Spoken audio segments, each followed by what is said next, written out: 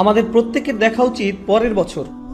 ধরুন এই রমজান থেকে পরের রমজান, রমজান তো শেষ, ধরুন এই ডিসেম্বর থেকে পরের ডিসেম্বর, এই শীতকাল থেকে পরের শীতকাল। কিভাবে আমি একজন ভালো মুসলিম হতে পারি? আমি এখানে 3টা এরিয়া হাইলাইট করব। এখানে যারা লিখছেন শুধু 3টা ক্ষেত্র। আপনি নিজেকে একটা বাস্তবসম্মত উপায়ে যেন বলতে পারেন আমি অন্তত এই 3টা জায়গাতে আগের চেয়ে ভালো এবং উন্নতি করেছি। প্রথমটা হলো ইবাদত। আমার প্রথম চিন্তাই হবে ইবাদত নিয়ে। আমার ফজর নামাজ কি আগের চেয়ে ভালো হচ্ছে? আমি কি অন্তত ঈশা আর ফজরটা সময় মতো সঠিকভাবে আদায় করতে পারছি? পুরুষদেরকে বলছি, আমি কি ফজরের জন্য উঠতে পারছি এবং মসজিদে যেতে পারছি? হয়তো এটা প্রতিদিন করতে পারছেন না, কিন্তু এটাকে একটা লক্ষ্য হিসাবে নির্ধারণ করুন। আপনাকে রাতে তাড়াতাড়ি শুয়ে পড়তে হবে। তরুণরা, আমি বলছি আপনি জীবনে কিছুই ঠিকমতো করতে পারবেন না যদি তাড়াতাড়ি না শুয়ে পড়েন। রাতে যে হুক্কা নিয়ে ওইসব উচ্চমার্গীয় কথাবার্তা আপনারা বলেন, সেগুলো এই উম্মাহকে কোনো কিছুতে সক্রিয় করবে না।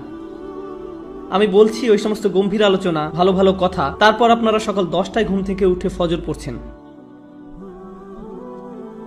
আপনার গত রাতের শর্মা আর হুক্কা নিয়ে বিশদ আলোচনা, এই উম্মাহ কি ওগুলোর কারণে জাগবে মনে করেন? ঠিক সময় ঘুমোতে যান, তাড়াতাড়ি উঠুন, ঠিক মতো ফজর পড়ুন, সকালে কোরআন পড়ুন। ইন্না কুরআন আল ফাজরি কানা মাশহুদা। নিয়ম করে ঠিকঠাক মতো কোরআন পড়ুন। আমরা দুনিয়া বদলানোর কথা বলি, কিন্তু আমরা একটা দিনের কার্যক্রমও বদলাতে পারি না। আপনি যদি আপনার দিন বদলাতে পারেন, তাহলে আপনার বছরও বদলাতে পারবেন, আপনার জীবনও বদলাতে পারবেন। আপনাকে আপনার দিন দিয়েই শুরু করতে হবে। ইবাদত অর্থে আপনার সকালটাকে ফলপ্রসূ করতে হবে। ইবাদতের একটা অংশ হলো, আমি বিশেষ করে এখানে তাদের অন্তর্ভুক্ত করব যাদের দূরদর্শিতা আছে। আপনার দূরদর্শিতা, আপনার অনুপ্রেরণা আসবে কোরআনের মাধ্যমে। কোরআন আপনার হৃদয়ে থাকতে হবে। যতটুকু সম্ভব কোরআন মুখস্থ করার প্রজেক্ট শুরু করতে হবে আপনাকে। একেবারে যতটুকু পারেন, যত কমই হোক না কেন। আপনি যদি বেশি করে করতে পারেন তাহলে বেশি করেন, কিন্তু প্রতিদিন ফজরের সময় একটু কোরআন তেলাওয়াত, একটু মুখস্থ করা, এটাই আপনার দিনকে ভালোভাবে শুরু করবে। আর আমি আপনাকে গ্যারান্টি দিতে পারি, আপনি যদি এরকম করেন, শুধু সপ্তাহে একবার করে দেখেন, পার্থক্যটা আপনি দিনের বাকি সময় ধরে বুঝতে পারবেন। আপনি লক্ষ্য করবেন যে ওই দিনটাতে অনেক বেশি বারাকা আছে, আপনি অনেক বেশি কিছু শেষ করতে পারছেন, আপনার চারপাশে দরজা খুলে যাচ্ছে, অনেক সুযোগ তৈরি হচ্ছে, আপনার মন পরিষ্কার আর অনেক সৃষ্টিশীল আইডিয়া আসছে। আপনি দেখবেন আল্লাহ আপনাকে ওইসব কল্যাণ দিচ্ছেন এবং দরজা খুলে দিচ্ছেন যেগুলো আগে বন্ধ ছিল।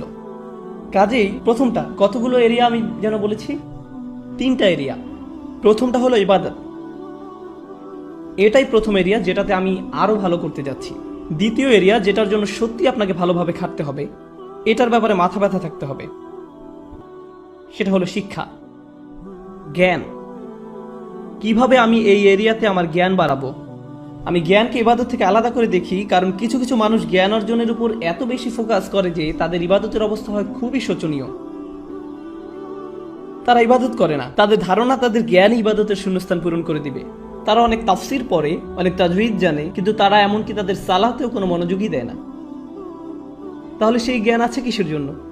আমি অগ্রাধিকার ভিত্তিতে এগুলো উল্লেখ করেছি।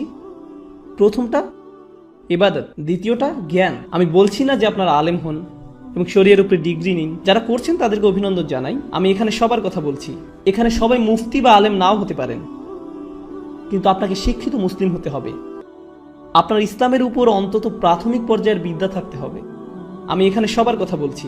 তাই আপনার জন্য আমার পরামর্শ হলো, বছরের শেষ বা আগামী বছরের মধ্যে আপনি কিছু অন্তত পড়েন। আপনি সিরাহ পড়ুন, নবী মুহাম্মদ সাল্লাল্লাহু আলাইহি সাল্লামের জীবনী একবার। আর আপনার প্রতি বছরই এটা করা উচিত। আসলে আপনার আলাদা আলাদা জায়গা থেকে পড়া উচিত। প্রতি বছর সিরাতের উপর আপনার পড়াশোনা করা উচিত। সত্যি সত্যিই পড়ুন। আমাকে জিজ্ঞেস করবেন না সিরাতের উপর কোন বই পড়বেন, সবই পড়ুন। একবার এক একটা পড়ুন। একটা নিয়ে পড়া শুরু করুন 1 বছর, তারপর আরেকটা সিরাত নিন পরের বছর, আবার আরেকটা সিরাত নিন পরের বছর, আবার আরেকটা। কারণ এটা হলো ওই মানুষটার জীবনী যা আমাদের জীবনের দর্শন, আমাদের অনুপ্রেরণা। আর আপনার প্রতি বছরই এটা করা উচিত। আপনাকে এগুলো বারবার পড়তে হবে। এটা আপনার শিক্ষার অংশ। এটা আপনাকে চিন্তা ভাবনা করার এবং সেটা আপনার জীবনে প্রতিফলিত করার সুযোগ করে দিবে, দরজা খুলে দিবে। সিরাত পড়লে এর মধ্যেই পাবেন কিছু সহজলভ্য এবং অসাধারণ রিসোর্স। আমার মনে হয় না এগুলো খুঁজে পেতে আপনার কষ্ট হবে ইনশাআল্লাহ। একই সাথে আপনার কিছু বাস্তবিক অর্জন থাকতে হবে। একই বছর আপনাকে প্রকৃত অর্থেই কোরআন থেকে কিছু অর্জন করতে হবে। আমি এখনো জ্ঞানের এরিয়ার ভিতরে আছি। প্রথম এরিয়া হলো ইবাদত, আর দ্বিতীয়টা হলো জ্ঞান বা শিক্ষা, এই এরিয়াতেই আপনাকে কোরআন থেকে কিছু প্রকৃত মুনাফার ক্ষেত্র তৈরি করতে হবে। ধরুন এই বছর আপনি ঠিক করলেন আপনি সূরা কাহফ মুখস্থ করবেন, কাজে এটা একটা লক্ষ্য স্থির করুন। এই বছর আমি সূরা কাহফ মুখস্থ করব। তার মানে হলো আমি এই সূরা মুখস্থ করব, এর অনুবাদ পড়ব, এর তাফসীর পড়ব, এটা শব্দগুলোর অর্থ বুঝব, সূরা কাহফের উপর লেকচারগুলো, প্রবন্ধ, পেপার যাই পাওয়া যায় তার সবই নিব, সবই শেষ করব। আমার জন্য এটাই সূরা কাহফের বছর। পরের বছর হতে পারে সূরা আর রহমানের বছর, তার পরের বছর সূরা বাকারার বছর, কয়েকটা সূরা হতে পারে একই বছরে, কিন্তু প্রতি বছরই আপনি কোরআনের মধ্যে থেকে কিছু না কিছু লাভ করুন, এটা বাস্তব। এটা বলবেন না আমি কোরআন পড়েছি, এটা করবেন না যে কোনো একটা প্যাসেজ নিয়ে পড়া শুরু করলেন। একটা সূরা বা কয়েকটা সূরা নিন, সেগুলোতে ফোকাস করুন। মুসলিম যুবকদের জন্য আমার সবচেয়ে বড় সমালোচনা হলো যে তারা ফোকাস করে না, একটা বিষয়ের উপর ফোকাস করেন, এটা ভালোভাবে বুঝেন। পরে যখন আপনি দেখবেন, আপনি বলবেন আলহামদুলিল্লাহ এই বছর আমি আরো একটা সূরা মুখস্থ করেছি, আরো 2টা সূরা মুখস্থ করেছি, আরো 3টা সূরা মুখস্থ করেছি। আর যখন আপনি কোনো একটা সূরা পড়েন, শুধু এটার অর্থ মুখস্থ করবেন না। কোনো ছাত্র আমাকে এসে জিজ্ঞেস করে আপনার ধারণা কোনটা বেশি গুরুত্বপূর্ণ, কোরআন বোঝা নাকি মুখস্থ করা? আমি বলি কিভাবে আপনি ভাবেন যে এই দুটো আলাদা? কেন এরকম মনে করেন? আপনি জানেন কেন আমরা কোরআন মুখস্থ করি? যেন আমরা বারবার সেটা বলি। আর যখন আপনি কিছু বারবার বলতে থাকেন, তখন সেটা নিয়ে আরো বেশি চিন্তা করার এবং সেটা আপনার কাজে প্রতিফলিত করার ব্যবস্থা করে দেন আল্লাহ। যখন আপনি কোনো কিছু 10 বার বলতে থাকেন, তখন আপনি এমন কিছু লক্ষ্য করেন যা আপনি 9 বার বলার সময় করেননি। আল্লাহ আরো অনেক দরজা খুলে দেন। আল্লাহে কোরআনের জন্য এটা খুবই সত্য। যত বেশি আপনি পড়বেন তত বেশি বুঝবেন, আর যত কম পড়বেন তত কম বুঝবেন। এটা অন্য কোনো বইয়ের মতো না। কোরআন বোঝার ভিত্তি হলো কোরআন মুখস্থ করা। আল্লাহ আরো অনেক দরজা খুলে দেন। আল্লাহে কোরআনের জন্য এটা খুবই সত্য। কাজেই যে সূরা আপনি পড়তে ও বুঝতে চাচ্ছেন, ভালো হয় সেটা মুখস্থ করে ফেললে। এই দুটো সবার আগে। তো আমি সিরাত নিয়ে বললাম আর কোরআন নিয়ে বললাম। এবার ইলেকটিভ বা নির্বাচক। ধরেন এটা আপনাদের জন্য এই বছরের ইসলামিক সেমিস্টার। এই সেমিস্টারে ঐচ্ছিক কাজে যুক্ত করেন। অন্তত 3 থেকে 4টা দোয়া আপনি পড়লেন, মুখস্থ করলেন, আর সেগুলো আপনার দিনের একটা অংশ হয়ে গেল। নবী সাল্লাল্লাহু আলাইহি সাল্লামের কিছু দোয়া মুখস্থ করা, এটা এক সময় আপনার দিনেরই অংশ হয়ে যাবে। এখন আমি জ্ঞানের সাথে সেটার চর্চাও সংযুক্ত করেছি। এ ধরনের জিনিসগুলো আপনি যুক্ত করে নিতে পারেন। আসলে এই 3টা এরিয়া যে আমি বলছি, আমি অন্যগুলো কিন্তু উল্লেখ করিনি। আমি জানি ফিকহ, আকীদা, তাফসীর এগুলোও জ্ঞানের অংশ, কিন্তু আমি শুধু 3টা এরিয়ার কথা বলেছি ইচ্ছা করেই। কারণ এই 3টা জিনিসই সরাসরি আপনাকে ভালো মুসলিম করে তুলবে।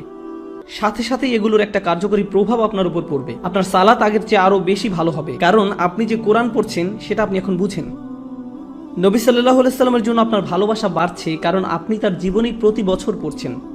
কাজেই যতবার আপনি সালাওয়াত পড়বেন, এটা আরো আন্তরিক হবে। এই সালাওয়াত আপনি আরো গভীরভাবে অনুভব করবেন। দুয়ার জ্ঞান আপনাকে আল্লাহর আরো কাছে নিয়ে আসছে, কারণ এখন আপনি জানেন আপনি তার কাছে কি চাচ্ছেন। এটাই হলো জ্ঞান। তো প্রথমটা ছিল ইবাদত, আর দ্বিতীয়টা হলো জ্ঞান। আশা করি আপনারা দেখেছেন কিভাবে আমি এই দুটোকে একীভূত করলাম। যদিও আমি প্রত্যেকটাকে আলাদা রেখেছি, একটা অন্যটাকে সাহায্য করেছে। আপনার জ্ঞান যদি আপনার ইবাদতকে সাহায্য না করে, আমি জানি না সেটা আসলে সত্যিকারের জ্ঞান কিনা। আমি জানি না দিনের ব্যাপারে এটা আসলে সত্যিকারের জ্ঞান কিনা। এরপর আছে তৃতীয় এরিয়া, এটা হলো সার্ভিস বা সেবা। ওইখানে আপনাকে বুঝতে হবে, কিছু সময় ঠিক করে নিতে হবে। সপ্তাহে 1 দিন, হয়তো সাপ্তাহিক ছুটির দিন, কিংবা মাসে 1 বার আপনাকে কিছু সেবামূলক কাজ করতে হবে। মানে মানুষকে সাহায্য করা। তার মানে এই না যে আপনাকে এটা ইসলামিক ব্যানারের মধ্যেই করতে হবে। আপনি যদি স্বেচ্ছাসেবা দিতে চান, মানবতার জন্য কিছু করতে চান, এটা দেখতে খুবই ভালো লাগবে যে একজন মানুষকে আপনি সাহায্য করছেন। খুবই ভালো লাগবে। আমাদের সবকিছু নিজেদের ব্যানারেই করতে হবে এমন কোনো কথা নেই। মহৎ উদ্দেশ্যেই ভালো কাজই, সেটা খ্রিস্টানরাই করুক, ইহুদিরাই করুক, আর গেটস ফাউন্ডেশনই করুক, সেটা কোনো ব্যাপার না। যদি উদ্দেশ্য ভালো থাকে, আপনি সেটাই অংশ নিতে পারেন। আসলে ব্যক্তিগতভাবে আমি মুসলিমদেরকে পরামর্শ দেই সেসব ভালো কাজে অংশ নিতে যেগুলো অমুসলিমদের দ্বারা পরিচালিত হয়, যেন তারা দেখে যে মুসলিমরাও এসব ব্যাপারে কেয়ার করে এবং এর মাধ্যমে তারাও সুযোগ পাবে ইসলামের ব্যাপারে প্রশ্ন করতে।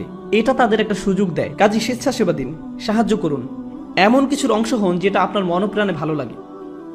শুধু আপনার জন্যই সেটা করুন, প্রচার করে বেড়াবেন না, এটা নিয়ে টুইট করবেন না আজকে স্বেচ্ছাসেবা দিয়ে আসলাম, খুবই ভালো লাগছে আলহামদুলিল্লাহ, বড়াই করছি না। এরকম করবেন না, শুধু আপনার জন্যই করুন। এটা আপনাকে একজন ভালো মানুষ করবে, একজন ভালো ব্যক্তিতে পরিণত হবেন আপনি। আর বাবা মায়েরা আপনাদের যাদের বাচ্চা আছে, বিশেষত টিন এজ ছেলে মেয়ে, আপনি যদি তাদেরকে এই ধরনের কাজে উৎসাহ দিতে পারেন, কাউকে সাহায্য করার কোনো বিষয়ে জড়িত হওয়া আসলে টিনেজ বাচ্চাদের জন্য খুবই গুরুত্বপূর্ণ। এটা তাদের মানসিক পরিপক্কতা তৈরি হওয়ার একটা অংশ। কারণ টিনেজ তরুণরা শুধু মুসলিম তরুণরাই না, সাধারণভাবে সব তরুণরাই আত্মনিমগ্ন থাকে। তাদের দুনিয়াটা তাদের নিয়ে। তারা কিভাবে দেখে, তাদের বন্ধুরা, তাদের ফেসবুক স্ট্যাটাস, তাদের কতজন বন্ধু আছে, যাই হোক না কেন, ওই বয়সে এটাই তাদের কাছে গুরুত্বপূর্ণ। তারা খুবই ক্ষুদ্র মনা ধরনের। আপনি যদি ওই বয়সে তাদেরকে এরকম মানসিকতা থেকে টেনে বের করতে পারেন, তাদের নিজেদের বাইরেও অন্য কিছুকেও কেয়ার করতে শিখান, অন্যদের সাহায্য করতে বলেন, মানুষের কষ্ট বা ভোগান্তি আসলে কেমন আর এইসব ক্ষেত্রে সাহায্য করতে বলেন। উদাহরণস্বরূপ কিছুদিন আগে একটা প্রাকৃতিক দুর্যোগ হলো, একটা ঝড় নিউ জার্সি আর নিউ ইয়র্কে আঘাত করলো। আপনার থেকে খুব একটা দূরে না, ওইখানে সাপ্তাহিক ছুটিতে রেড ক্রস বা অন্য কারোর সাথে যে সাহায্য করতে পারেন, যাদের বাড়িঘর ধ্বংস হয়ে গেছে, গাছপালা রাস্তায় পড়ে আছে, রাস্তা বন্ধ হয়ে গেছে, যেটাই হোক আপনি সাহায্য করে চলে আসেন। আপনি যদি সেটা করেন, আমি আপনাকে বলছি এটা আপনাকে আল্লাহর যত নিকটে নিবে আর কোনো কিছুই ততটা করবে না। আপনি যদি এই তিনটা জিনিস করেন, আপনি তাহলে অন্তত মূল ভিত্তিটা স্থাপন করলেন জীবনে কিভাবে ভালো করা যায়। এটা আপনার জীবনের লক্ষ্য না, অন্তত এগুলো আপনি করতে পারলে জীবনে ভালো কিছু অর্জন করতে পারবেন।